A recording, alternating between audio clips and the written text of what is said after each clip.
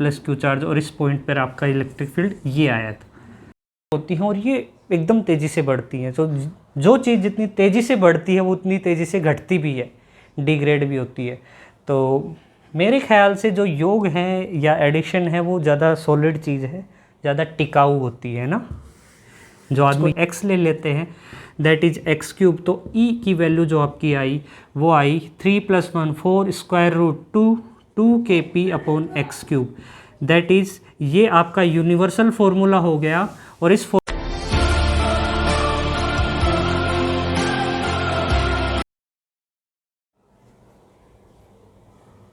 Hello dear students, फ्यूसिस learning के इस प्लेटफॉर्म पर एक बार फिर से आप सभी का स्वागत है। तो दोस्तों, हमने अब तक बात कर ली थी इलेक्ट्रिक चार्जेस एंड फील्ड्स वाले चैप्टर में इलेक्ट्रिक फील्ड एंड चार्जेस की। तो आज उसी सीरीज़ में हम थोड़ा सा आगे बढ़ते हैं और आज हम बात करेंगे electric field at the axial line of the dipole. तो डाइपोल की एक्सियल लाइन पे इलेक्ट्रिक फील्ड, वैसे तो हमने लास्ट वीडियो में वो कवर कर लिया था, लेकिन उसको थोड़ा और डीपली समझने के लिए हम एक एग्जाम्पल करते हैं। तो हमारा चैप्टर का नाम था electric field and charges. Electric fields and charges. Okay, तो इसके अंदर हमने सबसे पहले बात की थी चार्ज के बारे में, उसके बाद में टॉपिक किया था Coulomb's law and it's applications. फिर हमने वहाँ से यहाँ पे हमने फोर्स कैलकुलेट किया था, इलेक्ट्रोस्टैटिक फोर्स, ठीक है। फिर वहाँ से हमने इलेक्ट्रिक फील्ड कैलकुलेट किया था। एंड अगेन इसी टॉपिक में हमने डाइपोल के बारे में जाना था कि व्हाट इज़ डाइपोल। तो आज डाइपोल के बारे में ही हम बात करेंगे, एक एग्जांपल लेके चलेंगे और उसमें हम बात करेंगे। एक डाइपोल होता है, देखो इस तरीके से होता है, minus Q charge and plus Q charge, ये दोनों सेम मैग्नीट्यूड और ऑपोजिट नेचर के चार्जेस एक दूसरे से स्मॉल सेपरेशन, लेट सपोज 12 पे एक दूसरे से 12 डिस्टेंस पे सेपरेटेड है, तो इस सिस्टम को हम क्या कहेंगे, डाइपोल। तो डाइपोल की दो लाइनें पढ़ी थी हमने, एक axial line and another one is non axial line. Non axial line, तो एक्सियल लाइन क्या होती है, वो एक्सिस जो प्लस क्यू और माइनस क्यू चार्जेस को मिलाते हुए जाती है, वो लाइन आपकी एक्सियल लाइन होती है। और उसके ऊपर कोई एक पर्टिकुलर पॉइंट है जहाँ पे हमें इलेक्ट्रिक फील्ड कैलकुलेट करना था, और उसकी वैल्यू भी हमने कैलकुलेट की थी। ई आया था हमारा 2kp अपॉन एक्स क्यूब, और ये एक्स था इस मिड पॉइंट से उस पी पॉइंट तक की डिस्टेंस या सेपरेशन कह लो, ये पॉइंट पी है। तो इस पॉइंट पर आपका इलेक्ट्रिक फील्ड ई पी आया था एक्सियल लाइन पे 2kp अपॉन एक्स क्यूब, और नॉन एक्सियल लाइन पे सेम आपका इसका हाफ आया था, that is kp upon x cube. अब यहाँ पे आपका P था dipole moment, dipole moment, EP था आपका इलेक्ट्रिक फील्ड, एंड X थी distance between the point and the centre of the dipole.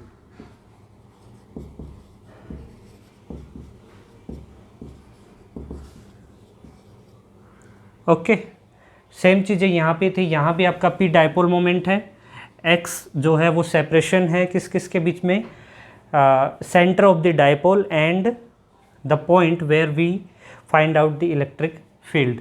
तो इसके अंदर आपका डायग्राम कुछ ऐसा बन जाएगा, मान लो P पॉइंट आपका नॉन एक्सियल लाइन पे या इक्वेटोरियल लाइन पे यहाँ पे था, ये माइनस क्यू चार्ज, और इस पॉइंट पर आपका इलेक्ट्रिक फील्ड ये आया था। ओके, तो आज हम इसी के रिगार्डिंग बात करेंगे एक न्यूमेरिकल की। तो देख लेते हैं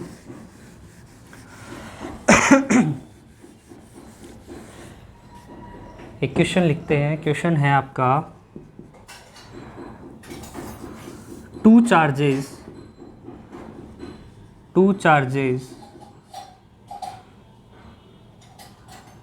हैविंग magnitude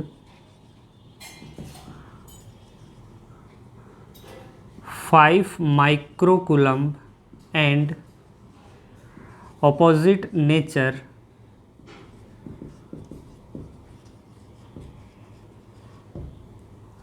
दो चार्जेस दे रखे हैं आपको जिनका मैग्नीट्यूड है 5 माइक्रोकूलम और ऑपोजिट नेचर के हैं, ठीक है। आर द टू चार्जेस, ये दो चार्जेस है ना, are separated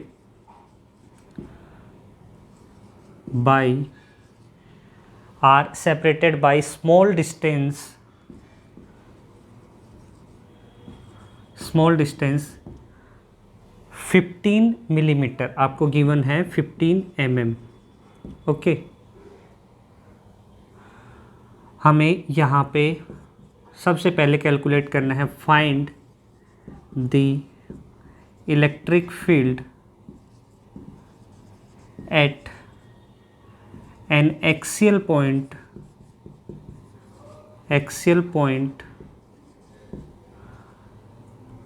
which is 10 centimeter away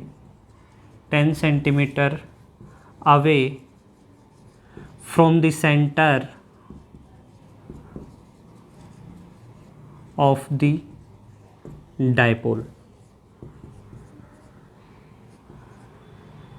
तो हमें इलेक्ट्रिक फील्ड कैलकुलेट करना है यहाँ पे एक एक्सियल पॉइंट पर जो कि 10 सेंटीमीटर की दूरी पे है, कहाँ से, हमारे सेंटर ऑफ द डाइपोल से। तो डाइपोल का सेंटर क्या होता है ये आप लोगों को पता है, वो मिड पॉइंट जहाँ से आपके दोनों चार्जेस इक्वल सेपरेशन पे हों। Suppose this is minus Q, तो क्यू की वैल्यू दे रखी है आपको, ये है -5 माइक्रोकूलम, दिस इज़ +5 माइक्रोकूलम, और इनके बीच का जो सेपरेशन है यानी 2L जो लेंथ है वो आपको दे रखी है कितनी, 15 मिलीमीटर, और ये आपका मिड पॉइंट है ओ, और यहाँ से आपकी जो सेपरेशन है या x जो सेपरेशन हम लेके चलते हैं P पॉइंट एक्सियल लाइन पर, वहाँ पे आपको इलेक्ट्रिक फील्ड की वैल्यू कैलकुलेट करनी है, और ये है आपका 10 सेंटीमीटर।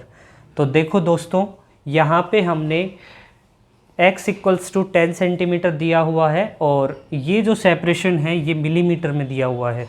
तो हम जो भी न्यूमेरिकल सोल्व करते हैं वो हम MKS में करते हैं, अर्थात हमें ये जो सेपरेशन है, ये डिस्टेंस है, इसको किस में कन्वर्ट करना होगा, मीटर में कन्वर्ट करना होगा। और यहाँ पे ये जो चार्ज दे रखा है ये माइक्रोकूलम में दे रखा है, तो इनको भी आपको चेंज करना है किसके अंदर, कूलम में। तो सिंपली हम चेंज कर देंगे। देखो इसका सॉल्यूशन करते हैं। सॉल्यूशन हमें गिवन है यहाँ पे Q1 चार्ज, Q1 कितना है, 5 माइक्रोकूलम, यानी 5 × 10⁻⁶ कूलम सिंपली। Q2 गिवन है अगेन -5 × 10⁻⁶ कूलम। दोनों का मैग्नीट्यूड सेम है लेकिन ऑपोजिट नेचर के हैं, that is this is dipole, ये एक डाइपोल है। क्योंकि डाइपोल की डेफिनेशन हम पढ़ चुके हैं, क्या होती है, सेम मैग्नीट्यूड और अपोजिट नेचर के चार्जेस एक दूसरे से बहुत स्मॉल सेपरेशन पे रहें तो वो क्या कहलाता है, डाइपोल कहलाता है। तो यहाँ पे हमें इलेक्ट्रिक फील्ड एक्सियल लाइन पे होता है EP एक्सियल, हमने कैलकुलेट किया था लास्ट क्लास में, वो आया था आपका 2kp/x³। तो यहाँ पे Q1 और Q2 गिवन है आपको, और क्या क्या गिवन है, x भी गिवन है। x कितना है, देखिए 10 सेंटीमीटर, यानी 10 × 10⁻⁻² मीटर, ओके। अब हमें यहाँ पे पहले फाइंड आउट करना है P यानी डायपोल मोमेंट। तो P क्या होता है, Q × 2L। Q आपका चार्ज है, चार्ज कितना दे रखा है, 5 × 10⁻⁶, और 2L इनके बीच का सेपरेशन, वो दे रखा है आपको 15 mm, यानी 2L की वैल्यू जो दे रखी है वो कितनी है, 15 × 10⁻³ मीटर। तो ये हो जाएगा आपका 15, एक minute, this is not 15 mm, this is 5 mm। ये आपको दे रखा है 5 mm। कोई दिक्कत नहीं है, वो डेटा चेंज हो गया है, कोई दिक्कत नहीं। यहाँ पे हम 5 ले लेंगे, 5 × -3, ये आपका क्या आ गया डायपोल मोमेंट। तो देखो कितना है 25 × 10⁻⁹ और डायपोल मोमेंट जो P होता है उसकी यूनिट आप लिखोगे, Q चार्ज है 2L, लेंथ है तो कूलम्ब × मीटर, ये आपका P आ गया। तो यहाँ पे आपके P की वैल्यू भी आपके पास आ गई है, K की वैल्यू आपको पता ही है कितनी होती है 1/4πε0, that is 9 × 10⁹ newton metre square per coulomb square. ये आपको किसकी वैल्यू पता है, K की वैल्यू, और X की वैल्यू आपको गिवन है। तो इन वैल्यूज़ को आप यहाँ पे पुट करोगे और सॉल्यूशन निकाल लोगे।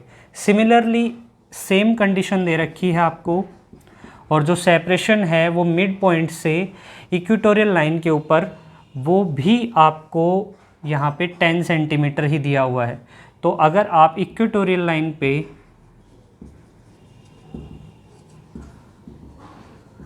अगर कोई पॉइंट है P, वहाँ पे उस P पॉइंट के ऊपर आपको क्या कैलकुलेट करना है, इलेक्ट्रिक फील्ड कैलकुलेट करना है। तो इलेक्ट्रिक फील्ड कैसे करोगे, KP/x³ से। यहाँ पे K की वैल्यू सेम वही आ जाएगी, P डायपोल मोमेंट भी सेम आएगा क्योंकि वैल्यूज सेम है, सेपरेशन भी सेम है। तो इनकी वैल्यूज़ पुट करोगे तो K की वैल्यू आपको पता है, P की वैल्यू आप यहाँ से निकाल चुके हो 25 × 10⁻⁹ कूलम × मीटर, और X जो सेपरेशन है वो आपको 10 सेंटीमीटर ही गिवन है। तो कुल मिला के बात ये हुई कि ये जो इक्वेटोरियल लाइन पे आपका इलेक्ट्रिक फील्ड है, ये एक्सियल लाइन के इलेक्ट्रिक फील्ड का हाफ आएगा।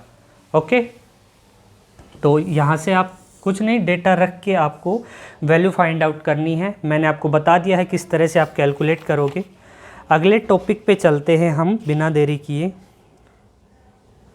अच्छा, एक आपका फॉर्मूला है जो दिया हुआ है कि electric field at any point, अगर आपको डायपोल दिया हुआ है और डायपोल से उसके सराउंडिंग में किसी भी पॉइंट पे आपको इलेक्ट्रिक फील्ड अगर कैलकुलेट करना है तो उसका एक फॉर्मूला है, वो देख लीजिए।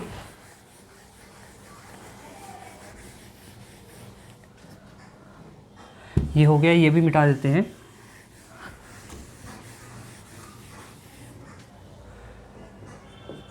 Electric field at any point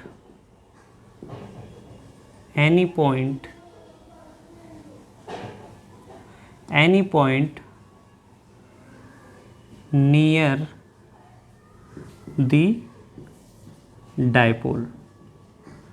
dipole के सराउंडिंग में मान लो आपको ये डायपोल दिया हुआ है, this is -Q charge, this is +Q charge, this is mid point O and this separation is 2L। तो आपका जो इलेक्ट्रिक फील्ड है वो आपका एक्सियल लाइन पे ले लो, चाहे इक्वेटोरियल लाइन पे ले लो, चाहे किसी और पॉइंट के ऊपर ले लो।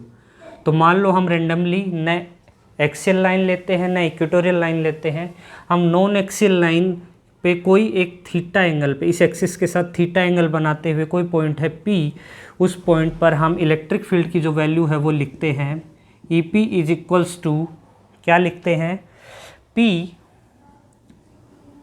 KP √3 cos square theta +1 upon x³ और r³। मान लो ये r सेपरेशन है, यहाँ पे हम 3D की बात करें तो ये r³ हो जाएगा। तो ये आपका electric field at any point near the dipole होता है। आप कहोगे कि सर ये आपने नया फॉर्मूला बता दिया, पहले हम एक्सियल का याद करो, फिर उसके बाद इक्वेटोरियल पॉइंट पे याद करो, फिर उसके बाद इसकी कसरी रह गई ये भी याद करो। ऐसा नहीं है डियर स्टूडेंट्स, देखिए इससे आप एक्सियल और नॉन एक्सियल यानी इक्वेटोरियल पॉइंट दोनों पे इलेक्ट्रिक फील्ड की वैल्यू निकाल सकते हो या बता सकते हो। देखो जो एक्सियल पॉइंट होगा, मान लो ये P पॉइंट यहाँ पे है तो ये थीटा की वैल्यू यहाँ पे 0 होगी, तो वहाँ आपका जो इलेक्ट्रिक फील्ड है वो क्या होगा, KP एंड cos 0 की वैल्यू कितनी होती है 1, तो यहाँ पे वैल्यू पुट करेंगे 3 × 1 + 1 अपॉन r³। और ये r सेपरेशन है, यहाँ पे ये x एक्सिस पे है तो माना इसको x ले लेते हैं, दैट इज x³। तो E की वैल्यू जो आपकी आई वो आई 3 + 1 4 √2 2kp/x³। दैट इज़ ये आपका यूनिवर्सल फॉर्मूला हो गया, और इस फॉर्मूले से आप एक्सियल लाइन के ऊपर कोई पॉइंट P है वहाँ पे इलेक्ट्रिक फील्ड की वैल्यू बता सकते हो। ये वही वैल्यू आ गई जो हमने पीछे डेरिवेशन में की थी। अगेन नॉन एक्सियल लाइन पे या इक्वेटोरियल लाइन पे ये थीटा बढ़कर कितना हो जाता है आपका 90 हो जाता है, ये एंगल यहाँ पे 90 हो जाता है। और इस पॉइंट के ऊपर इलेक्ट्रिक फील्ड की वैल्यू अगर कैलकुलेट करना चाहो तो यहाँ पे थीटा आपको कितना रखना पड़ेगा, इस फॉर्मूले में थीटा की वैल्यू 90 रखनी पड़ेगी। That is kp/√3 cos square theta. अच्छा, थीटा की वैल्यू 90 रखेंगे, cos 90 की वैल्यू 0 होती है, तो 0 + 1 हो जाएगा आपका अपॉन r। और ये आपका मान लो y एक्सिस है तो y मान लो, या फिर x सेपरेशन ही मान लो, या फिर r ही रहने दो, कोई दिक्कत नहीं है, अपॉन r³। तो e की जो वैल्यू है वो आपकी आ गई kp/r³। तो ये वही वैल्यू आ गई जो आपकी जो हमने पीछे की थी। यहाँ पे r दिया हुआ है, r सेपरेशन है, इससे कोई मतलब नहीं है, ये आप x ले सकते हो, y ले सकते हो, r ले सकते हो, ठीक है। तो इस यूनिवर्सल फॉर्मूला से आप axial line and equatorial line दोनों पे इलेक्ट्रिक फील्ड की वैल्यू बता सकते हो। तो ये फॉर्मूला इंपॉर्टेंट है, इसको आप याद रखें। आगे बढ़ते हैं हम। अगला हमारा टॉपिक है electric field intensity at any point on the axis of the uniformly charged ring. अब हमारे पास क्या है, एक नया कंडीशन दिया हुआ है जो कि एक यूनिफॉर्मली चार्ज्ड रिंग है। एक रिंग है, सर्कुलर रिंग, जिसके ऊपर चार्जेस हैं, मान लो पॉजिटिव चार्जेस हैं, तो उससे किसी सेपरेशन पे, मान लो वो r सेपरेशन पे, आपको इलेक्ट्रिक फील्ड की वैल्यू कैलकुलेट करनी है। तो कैसे करोगे? तो स्टूडेंट्स देखिए, यहाँ पे आपको थोड़ा सा इंटीग्रेशन के बारे में पता होना चाहिए कि इंटीग्रेशन बेसिकली होता क्या है। देखो, इंटीग्रेशन जो है उसका सिंबल होता है ये, ठीक है, और ये सिंबल S की तरह से होता है। ये ऐसा सिंबल क्यों बना इंटीग्रेशन का, कोई मुझे बता सकता है? Yes, think about it. तब तक मैं मार्कर में इंक डाल लेता हूँ। Think about it.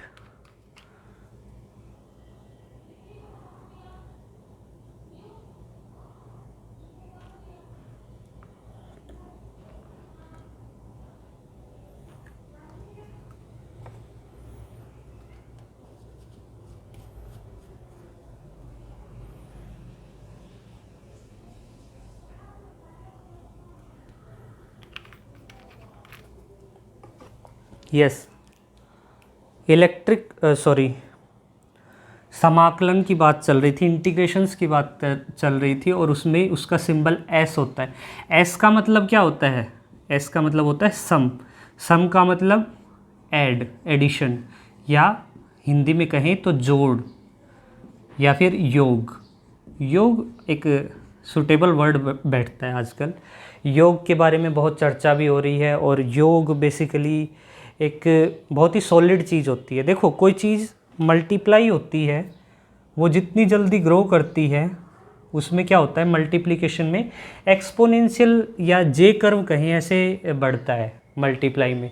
जैसे आपका हुआ 2n, तो 2 हो गया 2 हो गया आपका 4, 2 हो गया आपका 8। लेकिन जब हम ऐड की बात करते हैं तो 2 + 2 मतलब यहाँ बना 4, यहाँ बना 6, इस तरह से आगे बढ़ोगे तो 8, इस तरह से। तो ये चीज़ें जो होती हैं ये स्टेप बाय स्टेप होती हैं, और ये एकदम तेज़ी से बढ़ती हैं। तो जो चीज़ जितनी तेज़ी से बढ़ती है वो उतनी तेज़ी से घटती भी है, डिग्रेड भी होती है। तो मेरे ख्याल से जो योग है या एडिशन है वो ज़्यादा सॉलिड चीज़ है, ज़्यादा टिकाऊ होती है ना। जो आदमी योगा करता है वो भी टिकाऊ होता है। चलो, ये तो थोड़ी वैसी बातें हो गई। अब हम बात कर लेते हैं समाकलन की या समेशन की। तो ये S, इसका मतलब होता है सम। देखो, अगर हमारे पास कोई एक स्ट्रक्चर दी हुई है और उसके रिगार्डिंग कोई इन्फॉर्मेशन हमें कैलकुलेट करनी है।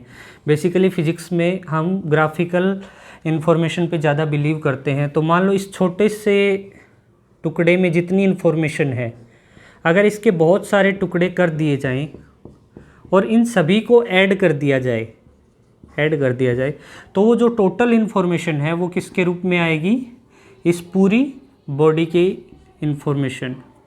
तो information of the whole body. इसके लिए हम किसका इस्तेमाल करते हैं, इंटीग्रेशन का इस्तेमाल करते हैं। ठीक है, तो पता चल गया होगा आपको इंटीग्रेशन का हम इस्तेमाल किस तरह से करते हैं। तो अब हम बात कर लेते हैं electric field due to a uniformly charged ring. तो हमारे को एक सिनेरियो दे रखा है कि एक आपको यहाँ पे दी हुई है चार्ज्ड रिंग दी हुई है और आर सेपरेशन उसके सेंटर से हमें क्या करना है, वहाँ पे इलेक्ट्रिक फील्ड कैलकुलेट करना है। तो हेडिंग लिख सकते हो आप, electric field due to a uniformly charged ring. तो चार्ज्ड रिंग है तो ऑब्वियस सी बात है इसके ऊपर कोई ना कोई चार्ज होगा। Let's suppose this is positive charge, positive charge है इस रिंग के ऊपर और इससे आर सेपरेशन पे, this is r separation and this is point P, इस पॉइंट पी पे इस पूरी जो रिंग है इसके कारण आपको क्या कैलकुलेट करना है, इलेक्ट्रिक फील्ड कैलकुलेट करना है। तो इलेक्ट्रिक फील्ड तो आप जानते ही हो क्या होता है, E इक्वल्स टू के क्यू अपॉन आर स्क्वायर। ठीक है, अब देखो इतनी आसानी से नहीं निकलेगा ये, इसके लिए हमें क्या करना पड़ेगा, इस रिंग के छोटे छोटे टुकड़े करने पड़ेंगे, पीसेस करने पड़ेंगे। तो मान लो एक पीस मैंने यहाँ से उठाया इसके अपर साइड से और इसके जस्ट ऑपोजिट साइड से एक पीस यहाँ से उठाया। मान लो ये DL लेंथ का है, ये DL लेंथ का है। DL का मतलब बहुत ही स्मॉल एलिमेंट है ना, जिसके आगे D लग जाता है इसका मतलब वो बहुत छोटा एलिमेंट है, उसके पीसेस किए हुए हैं। ठीक है, और जब इसका इंटीग्रेशन कर देते हैं, इंटीग्रेशन ऑफ DL आपका क्या हो जाता है, ये टोटल लेंथ आ जाती है। ठीक है, तो सपोज़ ये इसका पेरीमीटर है L, तो ये DL का इंटीग्रेशन L हो जाता है। तो हम स्मॉल एलिमेंट की वजह से इलेक्ट्रिक फील्ड यहाँ पे निकालना चाहेंगे। तो मान लो ये जो पॉजिटिव चार्ज है, ये टुकड़ा भी पॉजिटिवली चार्ज होगा, तो इलेक्ट्रिक फील्ड आपका इस डायरेक्शन में होगा, away from the positive charge. और इसको लिया है हमने DE। DE क्यों लिया, क्योंकि ये स्मॉल एलिमेंट है, स्मॉल एलिमेंट की वजह से स्मॉल इलेक्ट्रिक फील्ड आ गया। ठीक है, इसके जस्ट ऑपोजिट, अच्छा ये वाला एंगल है आपका थीटा। ठीक है, और ये जो रिंग है इसकी रेडियस हमने मानी A। तो charge ring having radius A, radius हमने क्या ली, A ली। तो A रेडियस की ये रिंग है और इससे इस P पॉइंट के ऊपर आपको क्या कैलकुलेट करना है, इलेक्ट्रिक फील्ड कैलकुलेट करना है। तो देखिए ये जो DE है ये थीटा एंगल पे है, तो अगर ये थीटा एंगल है तो इसको आगे बढ़ाया हमने, तो ये एंगल इसका जस्ट ऑपोजिट एंगल हो गया, इसको कैंची एंगल भी बोलते हैं।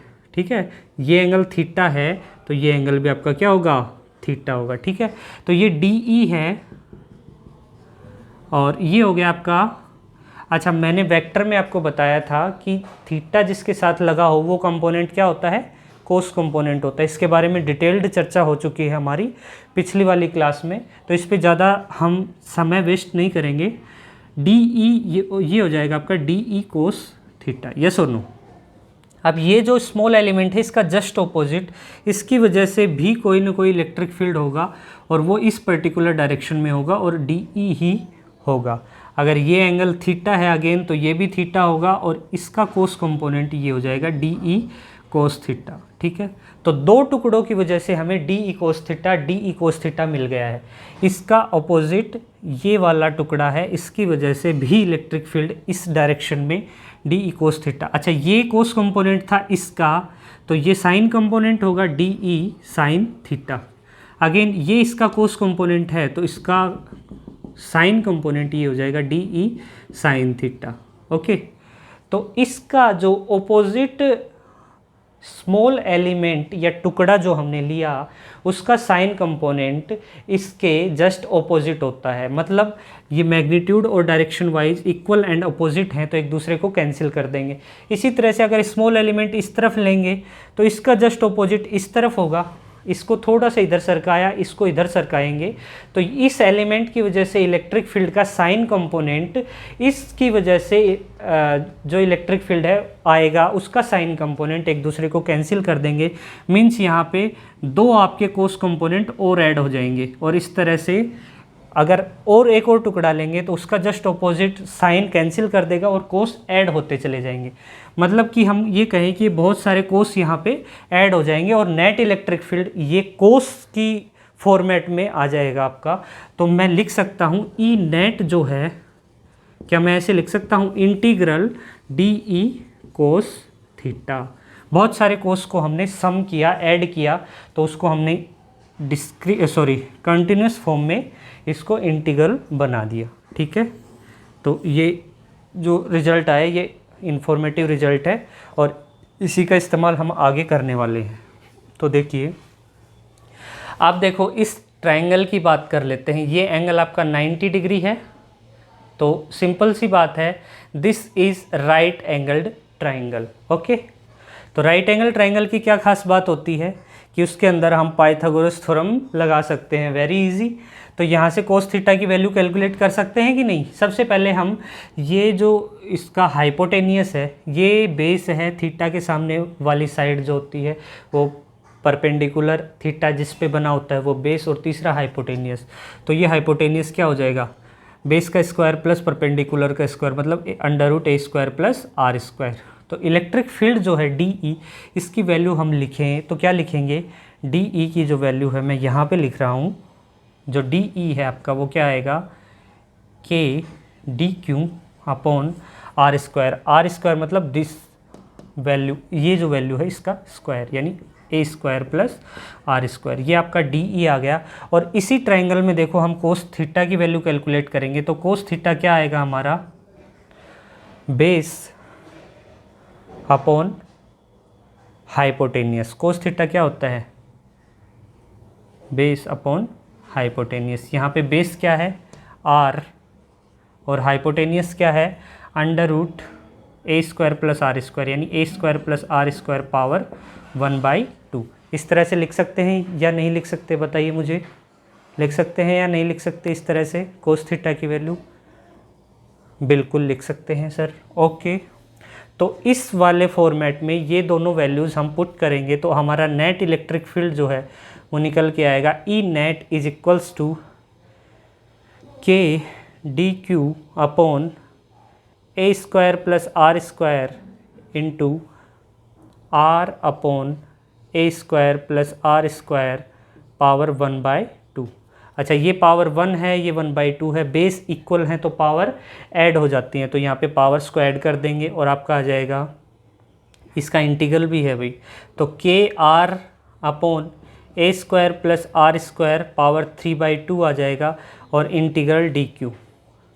तो डी क्यू का इंटीग्रल क्या हो जाएगा, मान लो इसके ऊपर स्मॉल एलिमेंट के ऊपर जो चार्ज है आपका डी क्यू है, तो पूरी रिंग के ऊपर चार्ज आपका क्यू हो जाएगा। तो ये इंटीग्रल डी क्यू है, जो पूरी रिंग के ऊपर चार्ज आएगा वो क्या आएगा, क्यू आएगा। दैट इज़ ई नेट जो है वो आया हमारा के Q R upon a² plus r² power 3/2। Yes और नो, बताइए समझ आया कि नहीं आया? तो यहाँ पे हमारा electric field due to a uniformly charged ring complete होता है। इसके बाद हम बात करेंगे work done on a dipole, और टॉर्क की भी यहाँ पे बात होगी, और उसके बाद में हम स्टार्ट करेंगे गॉस लॉ। तो नेक्स्ट क्लास में बात करते हैं आगे, तब तक के लिए थैंक यू वेरी मच।